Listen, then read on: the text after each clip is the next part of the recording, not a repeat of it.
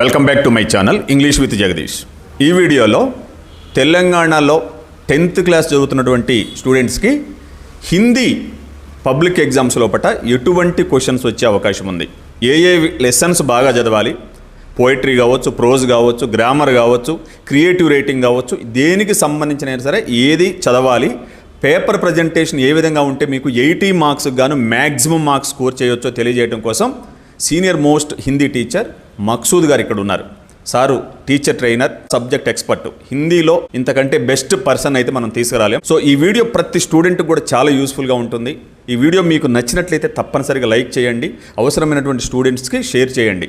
ఈ వీడియో యొక్క స్పెషాలిటీ ఏంటి అంటే మిగతా వీడియోస్లో కాకుండా ఇక్కడ సార్ మనకి మొత్తం కూడా మీకు సంబంధించినటువంటి 80 మార్క్స్ పేపర్ను కూడా పవర్ పాయింట్ ప్రజెంటేషన్ ద్వారా ఎక్స్ప్లెయిన్ చేయడం జరుగుతుంది. అంటే మొత్తం 80 మార్క్స్ పేపర్ ఏ విధంగా ఉంటుంది, క్వశ్చన్స్ వారిగా, లెసన్స్ వారిగా డీటెయిల్డ్గా ప్రజెంట్ చేశారు. మరి జాగ్రత్తగా మొత్తం నేర్చుకొని మ్యాక్సిమం బెనిఫిట్ పొందుతారని ఆశిస్తూ ఓవర్ టు మక్సూద్. హిందీలో అత్యధిక మార్కులు సాధించడం ఎట్లా అన్నదానికి ఒక వ్యూహాత్మకమైనటువంటి పద్ధతిలో వెళ్ళడం శ్రేయస్కరంగా ఉంటుంది. దాంట్లో భాగంగా ఈరోజు సెకండ్ లాంగ్వేజ్ హిందీ 10వ తరగతి విద్యార్థులకు 80 మార్కుల ప్రశ్న పత్రం మీద మరియు జవాబులు ఎలా రాయాలి అనే దాని మీద ఈరోజు చర్చించుకుందాము. ముఖ్యంగా మనకి ప్రశ్నపత్రం వచ్చేసి పార్ట్ ఏ 60 మార్కులకు ఉంటుంది. ఇందులో అర్ధగ్రాహ్యత ప్రతిక్రియ అనేది 20 మార్కులు, స్వరచన అనేది 32 మార్కులు, సృజనాత్మకత అనేది 8 మార్కులు ఇవ్వడం జరుగుతుంది. దాంట్లో అర్ధగ్రాహ్యత ప్రతిక్రియ 20 మార్కులు వచ్చేసి మనకు పఠిత గద్యాంశ అంటే టెక్స్ట్ బుక్ లో ఉన్నటువంటి నాన్ డీటెయిల్ లెసన్స్ ఏవైతే ఉన్నాయో, అంటే ఉదాహరణకి శాంతికి రాహమే, హమ్ సబ్ ఏక్ హై, అప్నే స్కూల్ కో ఏక్ ఉపహార్, అనోఖా ఉపాయ్, ఈ 4 పాఠాల్లో నుంచి మాత్రమే మనకి పఠిత గద్యాంశ ఇవ్వడం జరుగుతుంది. వీటి ప్రశ్నలు మనం చాలా సులభంగా రాయవచ్చు. వీటిలో మనకి స్పెల్లింగ్ మిస్టేక్స్ కానివ్వండి, లేకపోతే వాక్య నిర్మాణ క్రమం కానివ్వండి, ఎటువంటి మార్కులు తగ్గించడం ఉండదు. ఎందుకు అంటే దీని కాన్సెప్టే అర్ధగ్రాహ్యత ప్రతిక్రియ. మీరు పారాగ్రాఫ్ చదివిన తర్వాత ఆ ప్రశ్నని అర్థం చేసుకొని మీరు జవాబు రాయగలుగుతున్నారా లేదా అనే దాని మీదే ఇది ఆధారపడి ఉంటుంది. దీంట్లో ముఖ్యంగా క్యా, కౌన్, కబ్, కహా, కైసే ఇటువంటి ప్రశ్నలు ఎక్కువగా అడగడం జరుగుతూ ఉంది. కాబట్టి ఇవి ఒక్క వాక్యము లేదా 2 వాక్యాల్లో అతి సులభంగా 5కు 5 మార్కులు సాధించేటట్లుగా ఇది రాయవచ్చు. ఇది చాలా సులభమైనటువంటి పారాగ్రాఫ్ ఉంటుంది. కానీ ఇది దృష్టిలో పెట్టుకోవాల్సింది ఏమిటి అంటే, మనకి శాంతికి రాహమే అంటే నెల్సన్ మండేలా లేదా మదర్ తెరిసా గురించి ఇచ్చారు అంటే మనకి గుర్తుపెట్టుకోవాల్సింది యహ గద్యాంశ కిస్ పాఠ్ సే లియా గయా హై అంటే శాంతికి రాహమే అని గుర్తుపెట్టుకోవాలి. అదేవిధంగా అంబేద్కర్ గురించి ఉన్నది అంటే పారాగ్రాఫ్ లో అది ఖచ్చితంగా హమ్ సబ్ ఏక్ హై అనే పాఠం నుంచి తీసుకోవడం జరుగుతుంది. అదేవిధంగా అప్నే స్కూల్ కో ఏక్ ఉపహార్ అంటే ఈ పారాగ్రాఫ్ లో దేని గురించి ఉంటుంది, రాజు అనేటటువంటి ఒక విద్యార్థి గురించి ఉంటుంది. అదేవిధంగా ఒక అనోఖా ఉపాయం అంటే ఏమిటి, ఇద్దరు రాజా కుమార్ వర్మ, రాజా సత్యసేన్ వాళ్ళ గురించి ఉన్నది అంటే అనోఖా ఉపాయ్ అనేటటువంటి పాఠం. ఈ 4 పాఠాల పేర్లు ఖచ్చితంగా గుర్తుపెట్టుకోవాల్సిన అవసరం ఉన్నది. అలా గుర్తుపెట్టుకొని రాయగలిగితే మనము 5కు 5 మార్కులు మనం ఖచ్చితంగా సాధించాం. తర్వాత అపఠిత గద్యాంశ, ఇది ప్రతి ప్రశ్నకు ఇక్కడ కూడా 5 ప్రశ్నలు ఇవ్వడం జరుగుతుంది. కానీ ప్రతి ప్రశ్నకు 2 మార్కులు ఇవ్వడం జరుగుతుంది. అపఠిత గద్యాంశ అనేది పాఠ్య పుస్తకంలో లేనటువంటి ఏదైనా ఒక పారాగ్రాఫ్ ఇవ్వడం జరుగుతుంది. కానీ వీటిని కూడా చాలా సులభంగా రాయవచ్చు. కేవలం పారాగ్రాఫ్ ని చదివి మీరు అర్థం చేసుకోగలిగితే ప్రశ్నలో ఉన్నటువంటి క్యా అంటే ఏమిటి, కౌన్ అంటే ఎవరు, కబ్ అంటే ఎప్పుడు అంటే సహజంగా అక్కడ తేదీ వస్తుంది. ఆ పారాగ్రాఫ్ లో తేదీ ఎక్కడన్నా కనిపించింది అంటే కబ్ అన్నప్పుడు ఆ తేదీ రాయడానికి మీరు ప్రయత్నం చేయండి. ఈ విధంగా మీరు జాగరూకతతో ఉండి అక్కడ కొంచెం అవగాహన కలిగి మీరు అర్థం చేసుకుంటూ రాయగలిగితే మీకు ఇక్కడ కూడా 10కి 10 మార్కులు మీరు సాధించే ఆస్కారము ఉన్నది. మనకి అర్ధగ్రాహ్యత ప్రతిక్రియలోనే 3వ అంశం ఏమో వస్తుంది అంటే పఠిత పద్యాంశం. ఇది ఆధునిక కవితలో నుంచే ఇవ్వడం జరుగుతుంది. మనకి 10వ తరగతి టెక్స్ట్ బుక్ లో మొత్తం కావ్యాంశాలు అంటే పద్య పాఠాలు 5 ఉన్నా కూడా ఈ పారాగ్రాఫ్ అంటే పోయం పార్ట్ ఇచ్చేది మాత్రం మొదటి 3 పద్యాల్లో నుంచి మాత్రమే ఇవ్వడం జరుగుతుంది. ఉదాహరణకి బరస్తే బాదల్, మాముజే అనేదే, కణకణక అధికారి, ఈ 3 పాఠాల్లో నుంచే మీకు పోయం ఇవ్వడం జరుగుతుంది. దానికి సంబంధించినటువంటి ప్రశ్నలు దాంట్లో ఇవ్వడం జరుగుతుంది. ఈ 3 పద్యాలు కొంచెం జాగ్రత్తగా అవగాహన కలిగి ప్రతి పదానికి అర్థం తెలుసుకొని మీరు నేర్చుకుని ఉంటే ఇక్కడ కూడా 5 మార్కులు సాధించవచ్చు. ఇక్కడ మనం గుర్తుపెట్టుకోవాల్సింది ఇది ఈ పద్యాంశ కిస్ పాఠ్ సే లియా గయా హై అనేటటువంటి ప్రశ్న వస్తే అది ఏ పాఠం అనేది గుర్తుపెట్టుకోగలగాలి. అదే విధంగా ఇంకొకటి అదనంగా దీనికి ఏం గుర్తుపెట్టుకోవాలి అంటే ఇస్ కవితకే లేఖక్ కౌన్ హై అంటే ఈ పోయం ని ఎవరు రాశారు వాళ్ళ పేరు కూడా గుర్తుపెట్టుకోవాలి. ఉదాహరణకు బరస్తే బాదల్ నుంచి ఒక పారాగ్రాఫ్ మనకి ఇచ్చారు అంటే దాంట్లో నుంచి వెంటనే ఈ కవితని ఎవరు రాశారు అంటే సుమిత్రానందన్ పంత్ అని గుర్తుపెట్టుకోగలగాలి. మాముజే ఆనేదే అని అందులో నుంచి పారాగ్రాఫ్ ఇచ్చారు అంటే ఇస్ యహ్ కవిత కిస్ పాఠ్ సే లీ గయి హై అంటే మాముజే అనేదే. ఇస్ కవితకే కవయిత్రి కౌన్ హై అంటే వెంటనే మనం ఏం చెప్పగలగాలి, రాయగలగాలి మృదుల్ జోషి అని రాయగలగాలి. అదేవిధంగా కణకణక అధికారి అంటే రామ్ధారి సిన్హ్ దినకర్ సే లిఖి గయి కవిత హై అని మనం రాయగలిగితే ఇక్కడ 20 మార్కులకి 20 మార్కులు అర్ధగ్రాహ్యత ప్రతిక్రియలో average student, below average student దగ్గర నుంచి ప్రతి ఒక్కళ్ళు సాధించగలరు 20 మార్కులు. దీన్ని ఎటువంటి పరిస్థితుల్లో కూడా మనం పోగొట్టుకోవడానికి వీలు. స్వరచనకి సంబంధించి 32 మార్కులు ఇవ్వడం జరుగుతుంది. స్వరచన అంటే ఇందులో లఘు ప్రశ్నలు ఉంటాయి, నిబంధాత్మక ప్రశ్నలు ఉంటాయి. లఘు ప్రశ్నల్లో మనకి పద్య భాగం నుంచి 2 ఇవ్వడం జరుగుతుంది, గద్య భాగం నుంచి కూడా 2 ఇవ్వడం జరుగుతుంది. ఈ కవి పరిచయం గనక ఇస్తేనేమో పద్య భాగం నుంచి కవి పరిచయం ఉంటుంది కాబట్టి ఇంకొక ప్రశ్న పద్య భాగం నుంచి ఇవ్వడం జరుగుతుంది. అదేవిధంగా లేఖక్ పరిచయం గనక ఇస్తే 2 ప్రశ్నలు కవితాంశంలో నుంచి ఇచ్చి ఒక ప్రశ్న మాత్రమే గద్యాంశంలో నుంచి ఇవ్వడం జరుగుతుంది. కాబట్టి ఇక్కడ మనం 4 మార్కులకి మనం గుర్తుపెట్టుకోవాల్సింది సహజంగా బరస్తే బాదల్ మరియు కణకణక అధికారి, మాముజే ఆనేదే, భక్తి పద్ ఈ 4 పాఠాల్లో నుంచి ఖచ్చితంగా ఒక ప్రశ్న మనకి కవి పరిచయం కాకుండా అదనంగా ఇంకొక ప్రశ్న వచ్చే అవకాశం ఉంటుంది. కాబట్టి ఆ పాఠం మీద చాలా సహజంగా ఇప్పుడు బరస్తే బాదల్ కవిత తీసుకుంటే ప్రకృతి వర్ణన గురించి మనం నేర్చుకుని ఉంటే ఏ ప్రశ్న అడిగినా కూడా ఆ సిమిలర్ గా ఉండేటటువంటి ప్రశ్నని జాగ్రత్తగా వాక్య నిర్మాణ క్రమము మరియు స్పెల్లింగ్ మిస్టేక్స్ తక్కువగా ఉండేటట్లు మనం రాయగలిగితే 4 మార్కులు ఖచ్చితంగా సాధించవచ్చు. అదేవిధంగా మనము గద్య భాగంలో నుంచి తీసుకుంటే లోక్గీత్లో తీసుకుంటే లోక్గీత్ మనోరంజన్ గురించి కావచ్చు, లోక్గీత్ కి విశేషత గురించి కావచ్చు, లోక్గీత్ కి రచనమే స్త్రీ కా మహత్వ గురించి కావచ్చు, అటువంటి వాటి గురించి మనం అవగాహన కలిగి ఉంటే వాటిని కలిపి రాస్తే మనకు ప్రశ్న కొంచెం అటు ఇటుగా ఉన్నా కూడా విషయ వస్తువు అనేది ఖచ్చితంగా అందులో వస్తుంది. కాబట్టి మనం ఈజీగా ఇది కూడా సాధించవచ్చు. అదేవిధంగా ధర్తీకే సవాల్ అంతరిక్షకే జవాబ్ అనేది ఆ పాఠంలో తీసుకుంటే ఛాత్రకే నైతిక మూల్య కావచ్చు, లేకపోతే అచ్చే ఛాత్రకే గుణ కావచ్చు, లేకపోతే భ్రష్టాచార को నిర్మూలిत करने के लिए అబ్దుల్ కలాం నే కౌన్ సే ఉపాయ బతాయే, ఇటువంటి ప్రశ్నలకి జవాబులు మనం అవగాహన కలిగి ఉంటే వాటిని కూడా రాయడం సులభం అవుతుంది.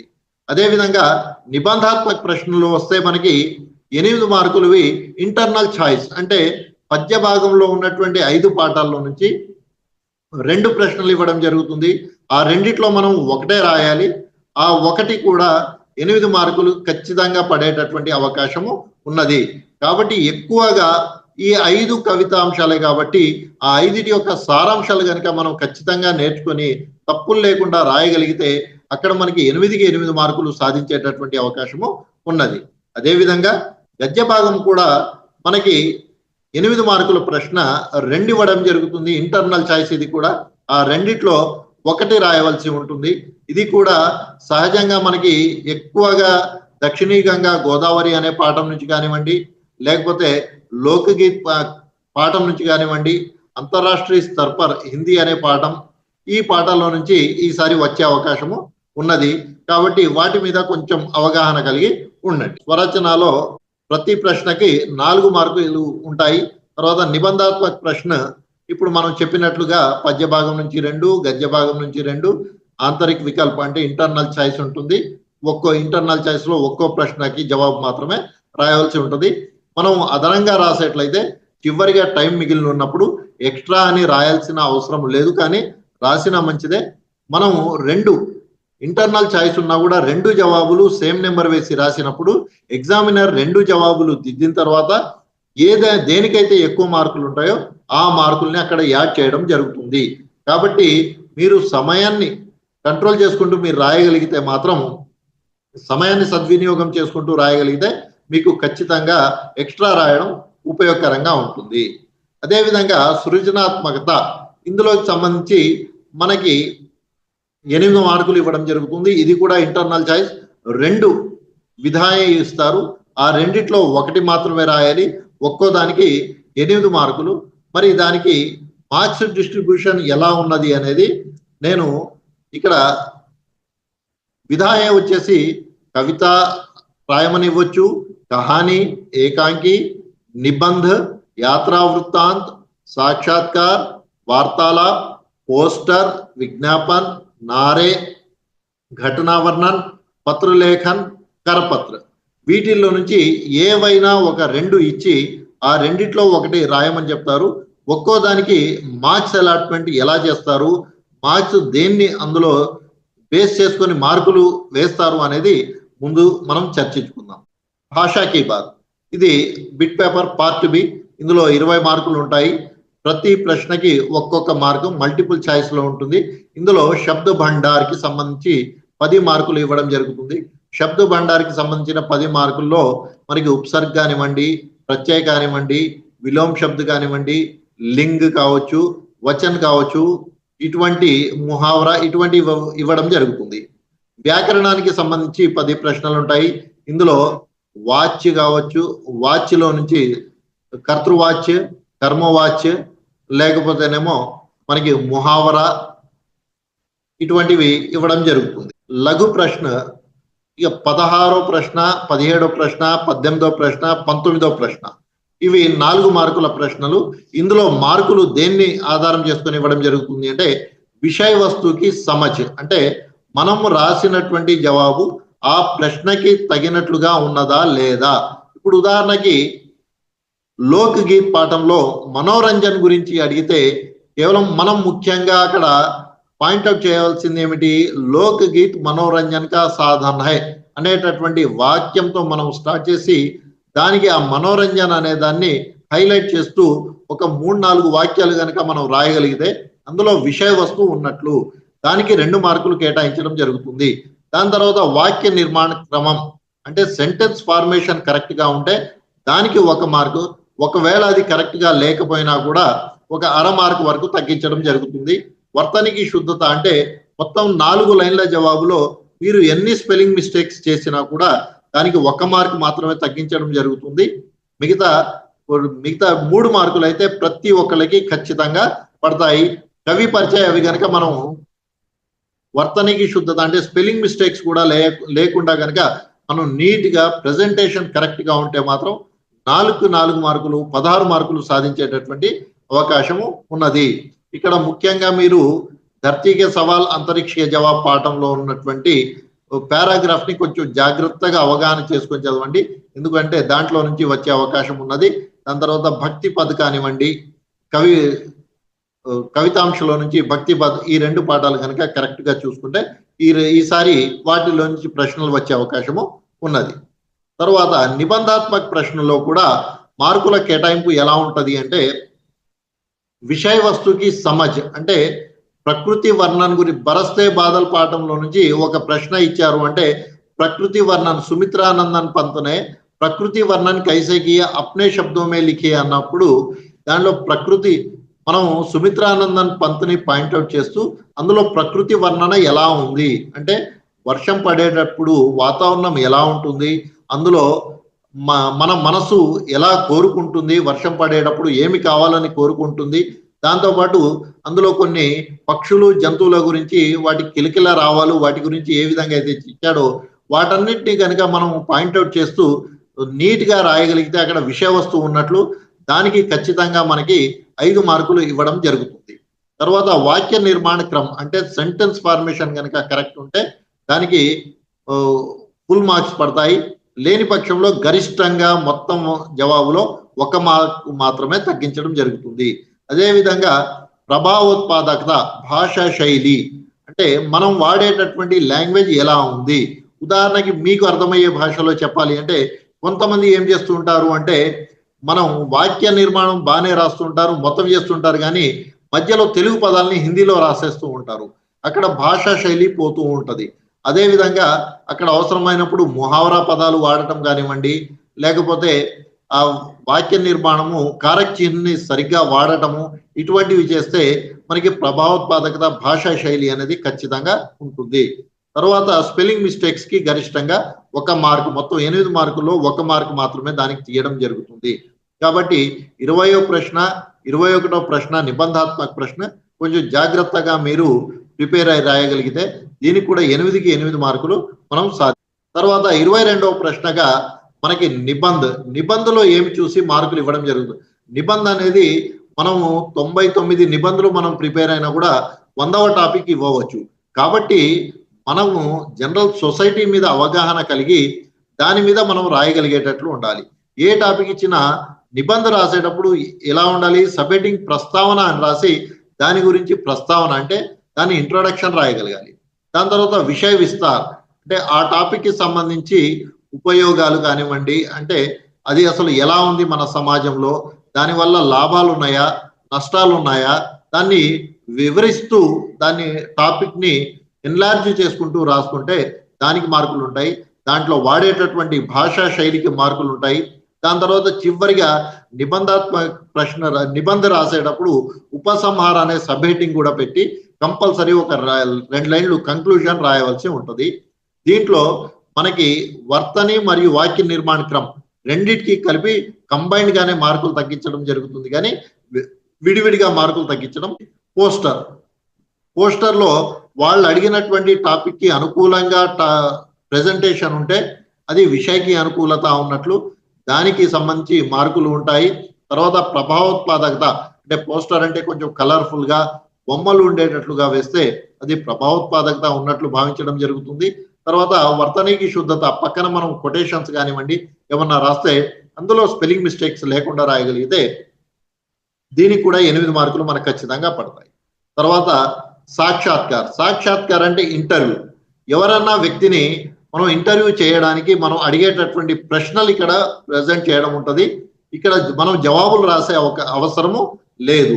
ఇక్కడ ఆ ఇంటర్వ్యూ చేసేటటువంటి వ్యక్తికి ఆయనకి సంబంధించినటువంటి ఫీల్డ్ లేకపోతే ప్రశ్నలో ఏదన్నా టాపిక్ మీద ఇంటర్వ్యూ చేయమంటే దానికి సంబంధించిన ప్రశ్నలే మనం అక్కడ మెన్షన్ చేయవలసి ఉంటుంది.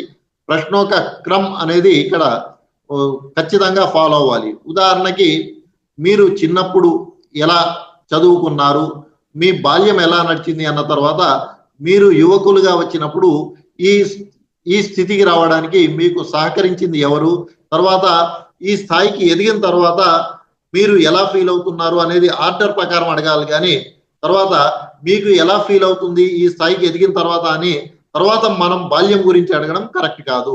ఆ ప్రశ్నల క్రమము అనేది దానికి తగినట్లుగా అంటే సీక్వెన్స్ ప్రకారము ఉండాలి.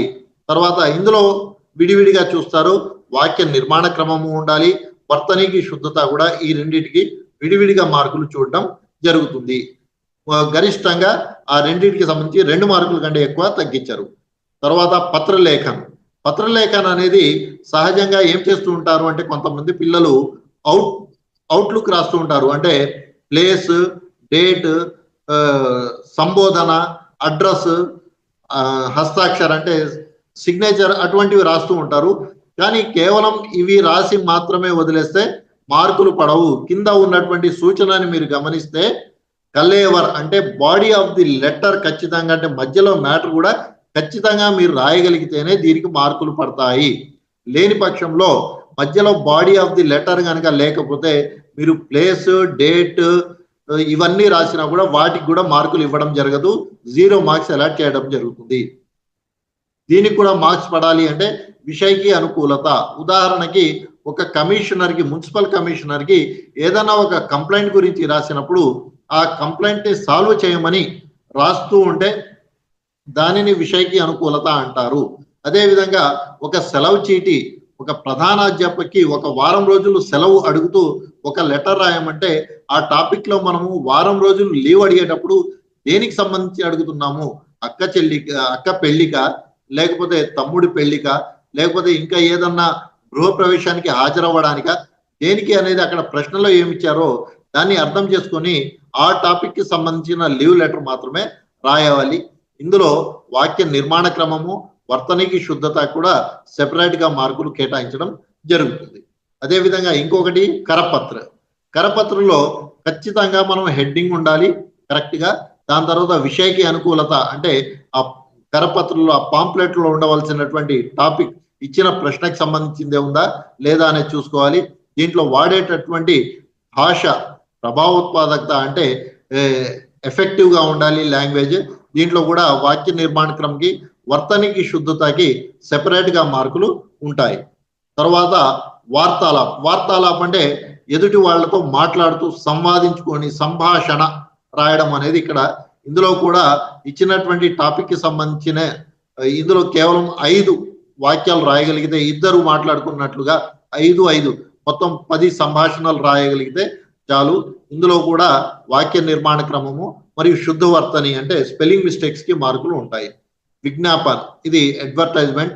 దీంట్లో కూడా పై వాటిల్లో చెప్పుకున్నట్లే విషయకి అనుకూలత, ప్రభావోత్పాదకత, భాషాకి శైలి और వర్తనికి శుద్ధత అనేది ఉంటది. నారే ఇక్కడ మనం గుర్తుపెట్టుకోవాల్సింది ముఖ్యంగా ఉచిత శబ్ద చయన్. నారే అంటే ఎదుటి వాళ్ళని ఇంపాక్ట్ చేసేటటువంటి, వాళ్ళని అట్రాక్ట్ చేసేటట్టుగా ఉండాలి. కాబట్టి మనం వాడేటటువంటి పదాలు కొంచెం ఎఫెక్టివ్ గా ఉండాలి. ఇప్పుడు ఉదాహరణకి బిహారీని ఏమంటారు, గాగర్ మే సాగర్ భర్నే వాలా కవి అంటారు. ఇక్కడ గాగర్ సాగర్ అనేటటువంటి పదాలు ఎలా మ్యాచ్ అవుతూ ఉన్నాయో ఆ విధంగా కొంచెం నారే అనేసరికి స్లోగన్స్ అనేవి ఎఫెక్టివ్ గా ఉండాలి. ఇందులో వాక్య నిర్మాణ క్రమానికి, వర్తనికి శుద్ధతకి కంబైన్ గా మార్కులు చూడడం జరుగుతుంది. ఈ విధంగా మనం కనుక నీట్ గా ఆ టాపిక్ కి సంబంధించి మనం కరెక్ట్ గా చదవగలిగి రాయగలిగితే, ప్రెజెంటేషన్ కనుక కరెక్ట్ చేయగలిగితే మనకి 80కి ఖచ్చితంగా 72 to 75 మార్క్స్ కనీసం సాధించేటటువంటి అవకాశం ఉంటుంది. మీరు రాసేటప్పుడు పేపర్ మీద 4 వైపులా కూడా బార్డర్ ఖచ్చితంగా మెయింటైన్ చేయండి. ప్రెజెంటేషన్ నీట్ గా ఉండాలి. క్వశ్చన్ నెంబర్ ని మార్జిన్ బయట మాత్రమే రాయండి. ఆ విధంగా మీరు చేయగలిగితే మీకు ఖచ్చితంగా మంచి మార్కులతో హిందీలో కూడా A1 గ్రేడ్ సాధించవచ్చు. Thank you.